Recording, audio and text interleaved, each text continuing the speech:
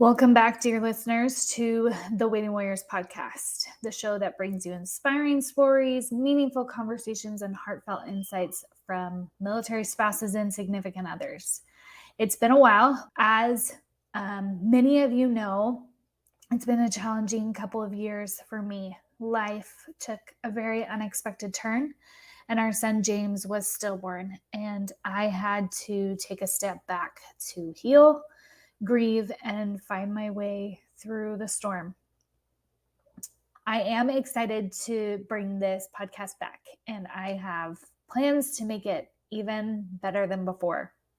I have done, I had done a dozen or so interviews before we lost James. And since the guests and the content were so good, I can't not publish them. But for my mental health, I'm not going to edit them the same as I normally would. So please forgive any mistakes, any little weird things. But I am excited for you to hear these amazing military spouses. And then season 2 of the Waiting Warriors podcast will be coming shortly. Enjoy the interview. Hey, Waiting Warriors. Welcome to another Waiting Warriors podcast. I'm your host, Michelle Bowler, and this week we have a special guest. Welcome to the show, Michaela. Thank you so much for having me. I'm really excited to be here. I'm excited to have you. This has been a long time coming. We have had so many. We've both had to reschedule a few times because of various things. So I'm excited that we're finally making this happen. Me too. So Michaela is a life coach and an entrepreneur. She has 3 kids, and her husband has been in active duty Air Force for 19 years. So you've been around the block in many ways. Yes. And we're going to talk today about how to navigate the intense uncertainties of military spouse life. Because if you say that you have everything figured out in life and like you know where this is going, then you're lying. And I'm gonna say good luck. Even though I love it when people are like, oh, but he's gonna be doing this, and then we'll go here, and then we'll go here, and then he'll do this. And I was like, okay, I hope that works out for you. Good luck. Right. Because even I was talking to my neighbor this morning and talking about how we were going to be talking about uncertainties, and she's like, okay, it's even small things though with military spouse life, as small of things as you go to your kid's doctor's appointment and you aren't even sure if it's going to be their primary care provider or if it's going to be, if the primary care provider had to go do some mission and they're not there today, so it's somebody else. Like it's everything. It can be everything, at least. So what kind of uncertainties have you experienced with your Waiting Warrior journey? Oh boy. And so, yes, my husband has been in 19 years and it'll be 20 this summer. Mm-hmm. I have been with him and along this ride the entire time as well as college. So we're high school sweethearts. And one thing real quick for those that say, oh, so you knew what you were getting into. No, I did not know what I was getting into. Um, never knew what I was getting into. I had no idea what real Air Force life was like. But some of the uncertainties that I have experienced, some of the big ones are just, 2 years ago, we had an assignment to Hawaii and the movers had come and started packing up our house, and we actually had our first shipment on the boat to Hawaii, and our assignment was changed to Rome, Italy. Rome, Italy. So, different sides of the world. Yeah. And so that was 2 weeks before we were supposed to leave for Hawaii. Wow. Yes. So that was one of the big ones. Let's see. Of course, assignments, that's like when my husband first joined. And again, like you said in the beginning, we had this, oh, okay, that he's going to be a pilot. So we'll do this and we'll do that. his career has gone nothing like we've ever been able to imagine. Yeah. I'd like to say that it's gone better because Mhm. even though there was some locations where I was like, "Oh, I don't know if I wanna go here," we've made some of the best friends that we possibly could make. So, Mhm. um, the uncertainties have been big, but, ultimately, at the end of the day, I think they've been for the better. Yeah. And then uncertainties with, I was a public school teacher when I first graduated, and I swore up and down I would never homeschool. And pre-COVID, so 7 years ago, I started my homeschooling journey with my kids. Mhm. And that shocked me because I was like, no, I said I would never do this. Yeah. And then here we are. I have a junior in high school, I have a freshman in high school, and I have a fourth grader. So You're those are some of the big ones. handling it all. How I wonder I wish we could, like, make a list of the things that we said we would never do, and yet now we're we're doing. Well, one of the other things that I said I would never do growing up, my dad was gone a lot. He wasn't in the military, but he traveled a lot. And Yeah. so we spent a lot of time away from my dad. And I was like, I'm never going to marry someone that's gone all the time. And I'm going to, grow up. My kids are going to grow up in the same place and we're going to stay in this town. And that obviously didn't happen. So um, should have learned my lesson early on Yeah, that if I say never, then the opposite will probably come true. yeah. Never say never. Yes. Um, where 'Cause, I mean, this is, like, kind of a not a philosophical, but whatever kind of question. But I only ask this because I know you're, like, trained specifically with talking about this subject in military spouses, but, like, there is so much uncertainty, right? Like, there's the big ones, like, your story, as much as, like, it makes us cringe, I think it makes all of us cringe because we all know it can happen, Yeah. right? Like, you're not the first person to say that, so we cringe because it's like, "Oh, crap, that uncertainty is in my life." Like, Right. we had our PCS change, but it was still what? I think we were, like, 4 months out still, 4 or 5 months out. So Mhm. it still was, like, a big change, but Yeah.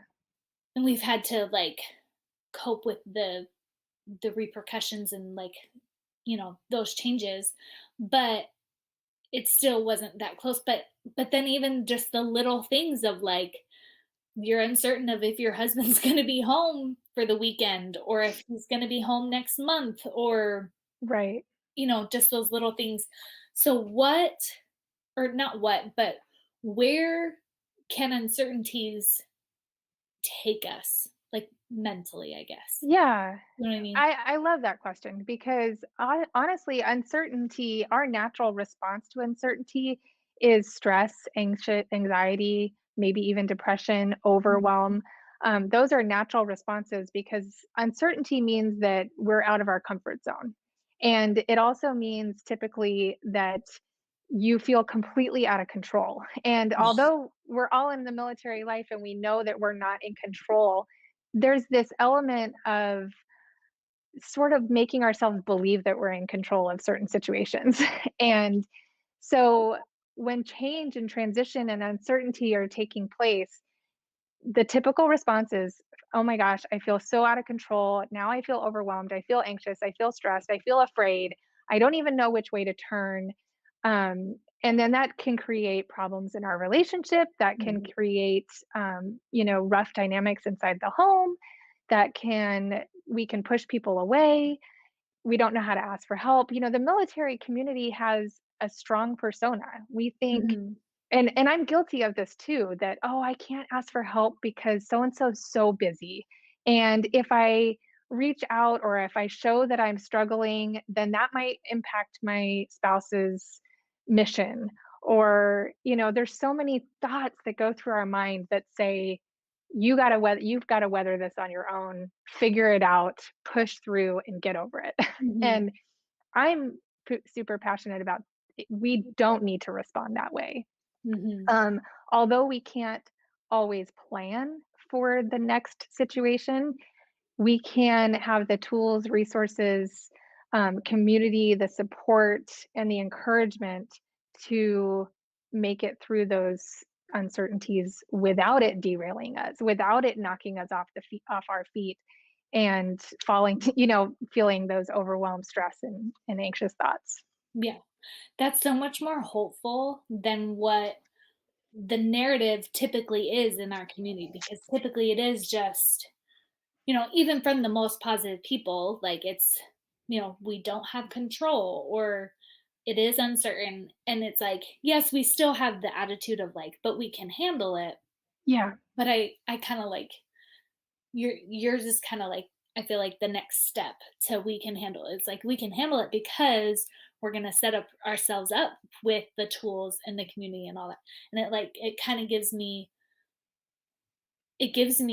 the certainty and the security and the Hmm. hope, because I can see a little bit of how I'll cope. Do you know? Right.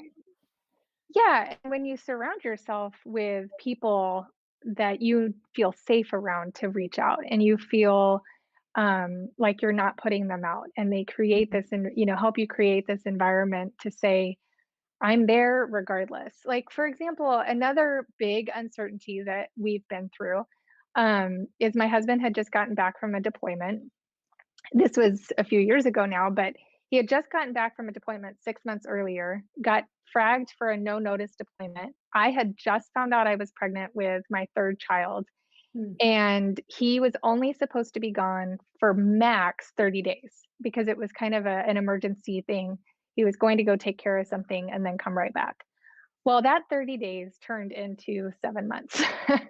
um, and the uncertainty of, like, every time I talked to him, I wanted answers. I wanted to know, okay, well, next month, are you coming back next month? And I was extremely sick with that pregnancy. And I think it was a lot to do with that stress and that overwhelm that was compounding with the morning sickness. It was just making it even worse with two young kids at home.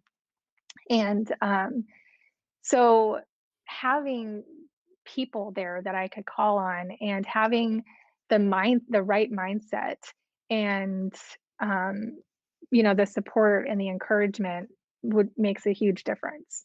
Mhm. But walking through that alone, and we lived in Las Vegas at the time, like, you didn't know your neighbors. There's certain locations where you do, you get to know your neighbors, and then there's others where people drive in, shut the garage door, and you Yeah. never see them. Um, and so I think having the proper tools and channels in place makes situations like that more manageable. Yeah. Of course, there's still, that still stinks. You don't want your husband to leave 6 months after he just got home. And you don't want to, if you found a house in one location, and then the government tells you you're going to another one, and you're like, oh man, I got to start all over again. Those are, they're not the greatest of situations, but it's how you approach it that Mm. makes the difference. Yeah. So, what are the tools that can help us navigate that better so we really can thrive? Well, number one, I am all about casting visions. And that sounds weird, because not casting visions like, Yeah. biblical visions, but a vision for yourself, a vision for your family. What are your priorities? Mhm. Um, and then what are your goals with that? And creating smart, specific, measurable, attainable, realistic, timely goals is something you're probably thinking, well, how do you do that with so much uncertainty? Well, Mhm. you can do that. And then you have to look at the obstacles. What are some of the obstacles that can come your way? Mhm. And and then how do you plan to overcome them? And it's always about having a plan to overcome the Yeah. obstacles. And some of the ways that you can plan to overcome those obstacles is, um, for example, let's take a smaller, you know, uncertainty, like you said, not these no notice deployments or Yeah. crazy transitions with moving. But for example, I went back and got my master's degree recently, and I had to really sit down and think, what is going to get in the way of me doing this? And so I knew it was a goal of mine. I really wanted to do it. It was something that I felt led to do. at this time of my life. But I knew it wasn't going to be easy. So setting a goal, saying, okay, how long is this going to take me? Mhm. What am I going to need to put into it? Like, how many hours do I think I'm going to have to put towards it? And let's just face it, I hadn't been back to school in 20 years. So I knew I was going to need to put in a little few more hours than the average person, because you got to retrain that brain to think Mhm. academically. Um, and I also knew we had a move coming up, an overseas move. Those were a lot of things that could have completely derailed my goal. Mhm. But it took really good communication with my spouse and my children, even my 9-year-old, and saying, this is what mommy's doing, and this is how you could help me. And that they feel good. They want to help you. Yeah. And so it was communication, having a plan, thinking about all the obstacles, and then figuring out how to overcome it. And so one of the ways my husband and I overcome these things is by having an expectations briefing. We literally sit down and we're like, okay, this is what I expect from you. This is what you expect from me. Is that realistic? Mhm. And if it's not, how do we need to fix this? Like, um, what can we do to make it work? Yeah. I love that idea. And it's like I feel like it takes so much stress off when you do that, cuz I don't like we've kind of done that with um like in a big goal of like we've always had that vision of what we want our family to look like at the end Hmm. of this. Like we want to be still be a strong family, we want a really strong marriage. Yes. Um and because of that we do certain things, and that means that with a move, like we have the mission or the vision that when we move, our kids are going to transition as well as they can. Yeah. Well, the obstacles are that there's a transition and they need some continuity, so we create continuity and Yes. all those kind of things. But I need to be better at bringing it into other aspects because I think I'm good at doing it like when a plan is needed, because like the Mhm. PCS that we were planning for, I was like, okay, well there's a lot of potential uncertainties here because I was going to be like 2 weeks away from delivery, so it's like, okay, well there's the uncertainty of pre-labor and all that. So Right. I did that, like I wrote down all the obstacles and the solutions for them, but I don't think I've done that for I don't, a lot of things. So Like the smaller stuff, even the yeah, kids. So as a mom, we're constantly transitioning, and we're moving in and out of different seasons of life with our children. yeah, And for those of us that do have children of spanning across multiple ages, you're going into one season of life with one kid, and you're transitioning into a different season of life with another kid. yeah, And I know you can't sit there and write down these plans for every single one of them, right? yeah, But with this move too, I knew that I was going to have a junior in high school.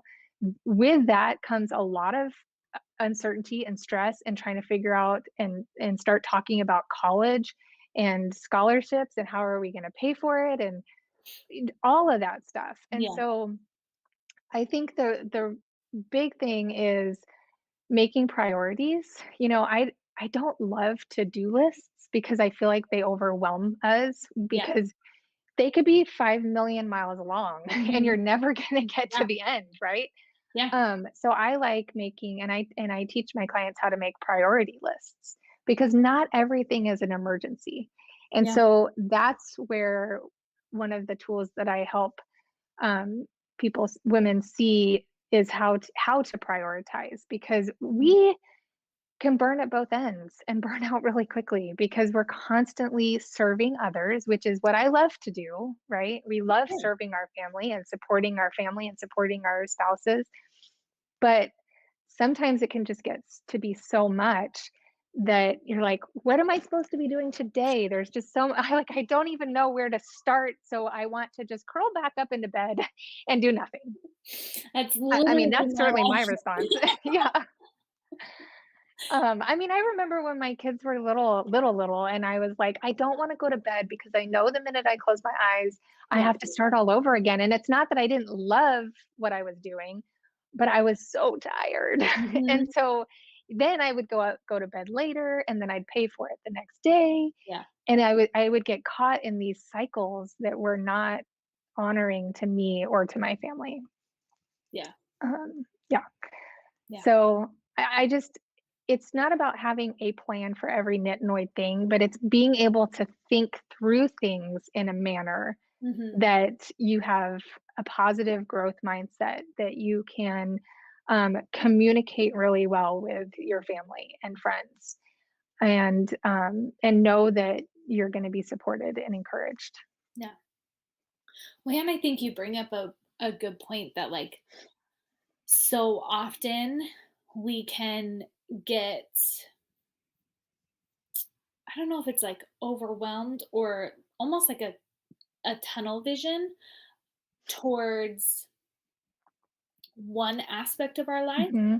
because as military spouses we kind of have two, like we are a spouse and most of us mothers, um and that whole like personal life, why am I saying that so confusing? That's definitely the term. Sorry.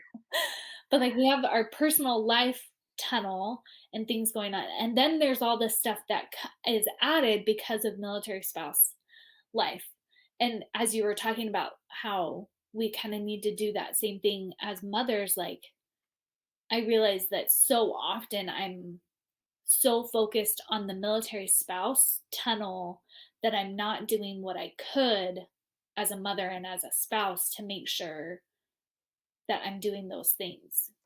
Well, and You know what? our life is a wheel. It's the wheel of life. A lot of people have heard of that, right? I have an exercise that I give my clients when we first meet, and they have to join the dots of, so there's, on a scale of 1 to 10, where are you in your relationships? Where are you in your work life? Work does not mean something that you have to go to work and come back. Being a mom, being in charge of the house, is work. Mhm. That's work. And so physical, emotional, mental, all the things that make up our life. And it it's never round at any one given time, right? There's always some area that we need to focus on. And then when you work on that area, you can move on to the next area. Mhm. And but it help when you work on that one area, it impacts all the other areas. So when I'm working on my physical health, it's also impacting my family. It's impacting my relationships. It's impacting my mental health because I'm able to focus better. And if I let that go, and that was another thing when I was getting my master's, I was very sedentary because we were in Italy and we were on lockdown for 3 months, couldn't leave our apartment, couldn't even go outside to exercise. And I was doing a master's, so I was just sitting, typing, typing, typing, reading, reading, reading, and I was having trouble focusing. I was getting short-tempered with my family, and I realized as soon as I started adding in even 15, 20 minutes of just physical movement, doing lunges around my apartment and jumping jacks and things like that, I was able to focus more. So that's just a small example of how, when you spend just a little bit of time focusing, and honing in on something, that Mm. it can impact everything else. Yeah. Yeah. I like that. That's, yeah. I'm like internalizing all this. Okay. Okay. We can do that. Um, oh, I had a question. One second. Oh, with like the wheel, is there ever one point that, or one, like one thing that you suggest people start at typically, or how do people determine that? So the way that the wheel, I wish I had a picture I could show you. The way that the wheel works, so if you, let's say my work life, let's say I feel like it's at a 5, Hmm. and then I feel like my family life is at a 10, and then and let's be real, more like an 8. And then my, physical life, and at that time of my master's, it was like a 2 or a 1. So you look at that and you think, okay, the closer I am to the center of the circle, that's in that given area, that's where I need to focus first. Okay. Um, so, and let me give you another example. I've had a client that came to me and she's like, my husband's deployed.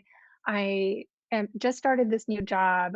I'm having to homeschool my kids because everybody's having, all the kids are at home. And I don't even know what to do. I don't know where to focus. I don't know where to start. And so we did the wheel of life. We started talking. I asked her lots of open-ended questions, and through that we realized that the job that she was in was was creating a really big friction with her values, her core life values. And so she actually decided to leave that job. And it was a big, big choice, and it wasn't something that came overnight. Like, that was not a conclusion that she came to, in the matter of a day. Mhm. But we focused in on the job because that was where she was the most overwhelmed and stressed. And then as soon as she realized, okay, this is not quite working, I just feel like I want to get this out of it, and this particular job doesn't support that. Mhm. And so once she left the job, she like that opened up her world to all the other things, and she was able to then put more focus into homeschooling the kids, and then even considering creating her own business, doing a combination of things that were in harmony with her core values. Yeah. And so that's kind of how that works. It's an evolution. It's a process. It's not something that we can fix overnight, but our mindset makes all the difference in the world. So I'll be honest, you have to want to make some changes. Like, when Yeah. she came to me, she thought, okay, I don't know what the answer is, but I know I can't keep doing what I'm doing. And Yeah. I want to get unstuck. I want to move in a different direction. Mhm. Yeah. Which like raises a really good question that we all have to ask ourselves is like, are we are we willing to change to actually get what we want? Or Yeah, do we feel like we should be able to get it, without changing. yeah, without changing, which I don't know. If somebody has discovered that secret of life, please share with the rest of us. So Yes. far, that's not how it's turned out for me, but again, please share. Yeah. But Yeah, I mean, even for me, when I decided to get my master's, and I knew that meant that I was going to have to let go of some of the things that I do on a daily basis. So, Mhm. like cooking every night, or, um, you know, just all the different roles and responsibilities that I had around the house, that meant I needed to ask my husband for some extra help. And he was more than willing to do it. I was the one with the problem Mhm. because I felt like I was letting my family down. I had guilt. I felt like I was asking too much of him. All those negative thoughts and that guilt and the shame and judgment, self judgment, I was imposing on myself.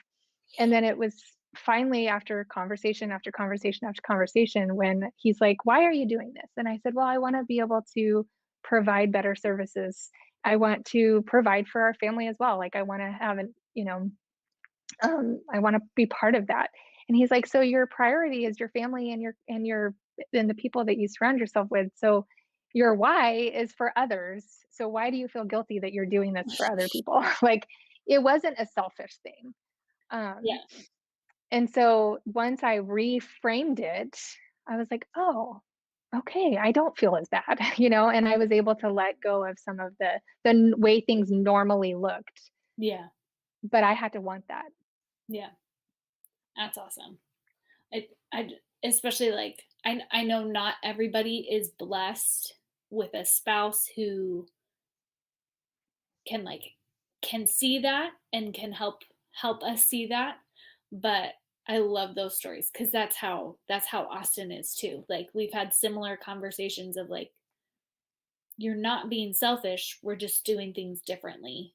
But Yes. for some reason in our minds, it's connected and we just got to get over that. Well, and I wanna say something on that when I talked earlier about the manage expectations briefing. Yeah. Like, so as soon as I graduated and I was finished, then we needed to have another conversation. Mhm. And I think where so many, problems occur is those unspoken expectations. We all come into a marriage with backgrounds. Like we were each raised differently. Maybe my husband was raised by a single mom.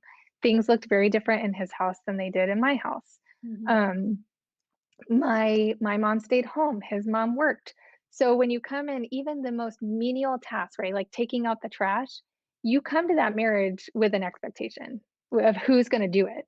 Mhm. But how often do you talk about it? How often do you bring that up before you get married and say, "Okay, well, let's decide right now who's gonna take out the trash, who's gonna be in charge of the dishes, who's gonna be." We come in with these unspoken expectations, and then when our expectations are not met, problems can start happening and that those communication channels can break down. And so I'm just such a huge proponent of learning how to talk to your spouse in an honoring way, not a I need you to do this, I need Mhm. you to do that, but in a way that it works for both parties. Yeah. Yeah.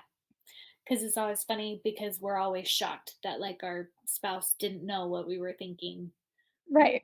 They're not my as soon Yeah. as we'll be married 19 years in June, and as soon as I figured out that he can't read my mind, our relationship went to the whole new level. Yeah. I was blessed with a dad who would like my mom was always really good at not doing that, apparently. I mean, I was just a kid. But my dad always like mentioned that my mom was good at that and would he wouldn't like publicly call out other people, but like as a teaching thing, we would talk about it as a family. Like Yeah.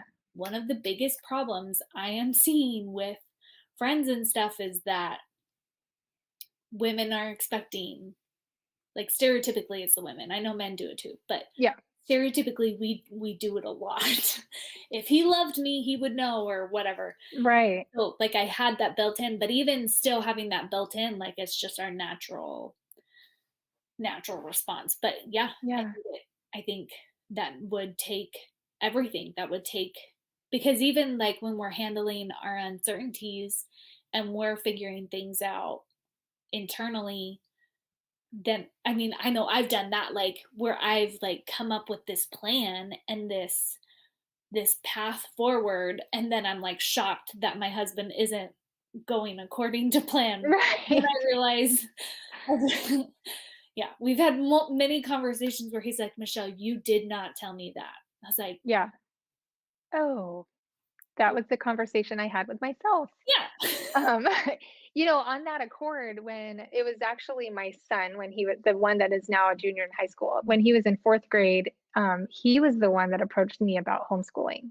Really? And I said to him, I was like, "Oh, honey, well, that's just not how our family does it." And I went to bed that night and I felt so convicted for a week. I was like, "I'm not going to mention anything to my husband because he's going to agree with me that that's not the best path forward." Uh-huh. And so I played that whole scenario in my head and the conversation with how he was going to say, "No, Michaela, he's better off in school, blah, blah, blah." And I couldn't sleep for a week. Like I just felt so convicted that I dismissed my son and I wasn't really listening to him and the whole 9 yards. And when I brought it up to my husband, he's like, "You know what? I think that's a great idea." And I was like, "What? I did not expect you to say that." And I was completely shocked. And then I was a little bit frustrated because I'm like, "No, you're supposed to be on my side." And why are you agreeing with our fourth grader? And anyways, I mean, it turned out to be the the best scenario for our family, but it didn't come without a lot of that internal turmoil that Yeah. we often put ourselves through. Whereas if I had just not taken that whole week and I had gone to my husband originally and didn't have those conversations in my head, we probably could have, I know that I could have eased some of that stress and overwhelm and anxiety that I was causing myself. Yeah. Um, Yeah. so, and the other thing is with the expectations, it's not always about your expectation of someone else. It's your expectations of yourself. And Mm. the expectations we have of ourselves can sometimes be on such a ridiculously high level that it's just not attainable. And so I love to challenge myself and my friends to think about, what do you expect of yourself? And if somebody else were to give you back all those expectations, would you think that they could handle it? And why? And a lot of times they're like, "Oh yeah, because so and so has it all together." And I'm like, "No, those are unrealistic. To be able to do every all of those things in one day and keep that momentum every single day is unrealistic." And Yeah. so it's good to kind of put yourself in that. How would I speak to someone else? Would I expect someone else to be able to do all of these things? Hmm. And if I don't, then why am I expecting myself to do it? And why am I speaking to myself that way? Yeah. I gotta write that one down. Cause it's true, especially like when you think about what we put on ourselves during any sort of separation, what we put on ourselves towards even just a PCS, or like, or even just the daily things. But I think especially during the moments when it's like, okay, well, we got to put on our military spouse super cape, and it's like, well, does does being a super military spouse have to mean that you do this giant long list? Or Right, like, what I'm coming to believe is it doesn't. It just means that you're focusing so intently on the things that your family really needs to right, really thrive. And I don't think it's, you know, it's going to look different for, but like for me, that means that the dishes aren't done every day, and right. laundry isn't put away right when it comes out of the laundry machine. And I know some people are like, no, but cleaning's my thing. And it's like, that's great. Hmm. That's why it works for you and it's important Yeah. for you. But for me, that doesn't fill me up. But what does fill me up is to make sure that we get outside and we walk, and that Hmm. I garden, and that we read scriptures as a family. Like, if those things are done and I've exercised, then I'm like, I'm good. And But everything else is a bonus. yeah, yeah. Yeah. But yet, but I've been in those separations where it's like, no, no, no, I have to do everything. And it's, yeah, we just have to check our own expectations, because it's normally not realistic. And Yeah. we wouldn't hand that off to a friend. I Right. I like that metaphor and visual. Yeah. Like, I would never look at you, Michelle, and say, "You know what, Michelle? I think that you need to have all your laundry done every single day. That includes bed sheets, towels, Mhm, you know, everything else, that your kitchen needs to be spotless, that you need to get your kids outside, that you need to homeschool them for 4 hours a day. You need to make sure that you have time in the evenings mhm, to read scriptures." Like, I would never sit there and say, you have to do all these things every day. yeah, And so, therefore, why am I telling myself I need to do all those things? And the things that I listed off are things that I typically try to tell myself, that I get caught up in, that yeah, this is what it needs to look like. But the other important thing is that life is full of seasons. And mhm, I don't know about you, but I've never, I might, because we're constantly transitioning and moving, no two seasons look the same. mhm, And now that I have two teenagers and an elementary school kid, like, things look very differently now. Now that I have a son that's able to drive, so everything is constantly evolving and changing. And there's it's about being able to flow through those transitions mhm. without it being like slapping you in the face every time. That's a good way. That's a good way to think about it. I love it. Last question. What is your key to thriving that you want to share with your fellow waiting warriors?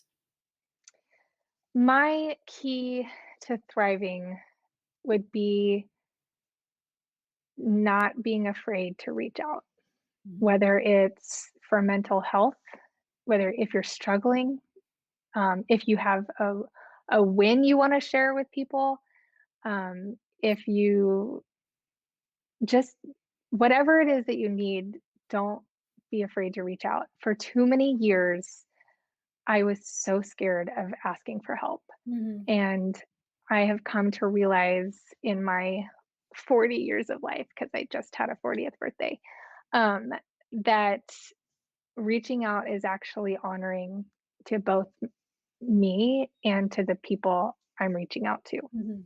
And if they don't want to help me, then they're not the right person. Yeah. Yeah. You know, they're not my person. They're not the Yeah. right person to have around me. Yeah. Which is interesting because I at least before I'm learning this lesson, but I used to think it's like if they denied the help or turned it down, then that meant that I didn't actually need the help. But it's not. Mm. It's they're just Well, they're and not they that. might not be in the season to help you, and that's okay. You find someone else, you know, but the key is when you reach out, it invites somebody else to be able to reach out to. Yeah. And so if we as military spouses and waiting warriors just be honest with one another, then I think we'll start seeing some healthier conversations and some um, healthier people all around if we can just speak truth and honest and be open with one another. Yeah.